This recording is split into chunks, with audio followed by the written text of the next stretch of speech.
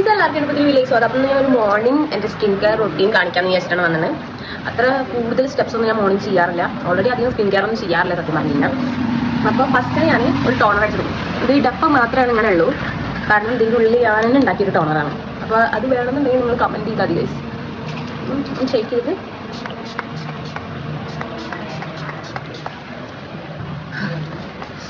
അപ്പം ഇന്ന് ഞാൻ എന്തായാലും ഈ ടോണർ അടിച്ചു കൊടുക്കാം.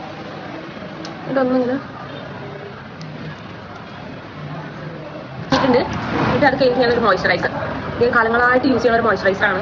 എത്ര ഒരു 4-5 വർഷമായിട്ടാണ് ഇതന്നെ ഞാൻ യൂസ് ചെയ്യാറ്. പിന്നെ എനിക്ക് ഞാനൊരു സാധനം മുഖേന പറഞ്ഞ് അതൊക്കെ ഇഷ്ടപ്പെട്ടു എന്നുണ്ടെങ്കിൽ പിന്നെ ഞാൻ ഒരിക്കലും മാറ്റാൻ പോകാറില്ല. പിന്നെ നെക്സ്റ്റ് നമ്മുടെ സൺസ്ക്രീൻ, ഇതും അതുപോലെ ഒരുപാട് കാലം യൂസ് ചെയ്യാൻ തുടങ്ങിയിട്ട് പ്ലമ്മിൻ്റെ സൺസ്ക്രീനാണ്. ഞാൻ ഇങ്ങനെയൊക്കെ തന്നെ അപ്ലൈ ചെയ്യാറ്. 2 ഫിംഗർ റൂൾ 3 ഫിംഗർ റൂൾ അങ്ങനെ ഞാൻ ചെയ്യാറില്ല. എനിക്ക് ഇങ്ങനെ അപ്ലൈ ചെയ്തിട്ട് വലിയ കുഴപ്പം തോന്നിയിട്ടില്ല.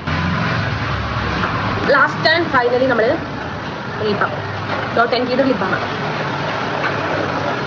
ഞാൻ യൂസ് ചെയ്ത് കുറച്ച് എളുപ്പമാണ്.